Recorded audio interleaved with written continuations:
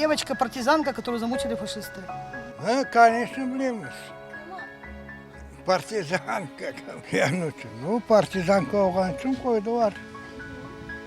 Bizim Tatar kızı için cemaat kaylı oldu. Альмет Динанова была девушка-партизанка. В партизанском движении активное участие принимала, была и там командиром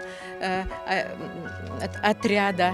И в конце концов ее рус кызы сатты, да, и девочку расстреляли. Это была, значит, резидент 51-й армии. Она была заброшена в свою деревню, Семколодец называется, да.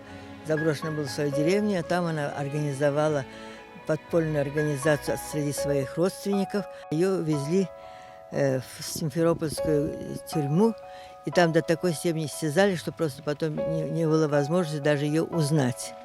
И за 3 или 4 дня до прихода Красной Армии ее там расстреляли.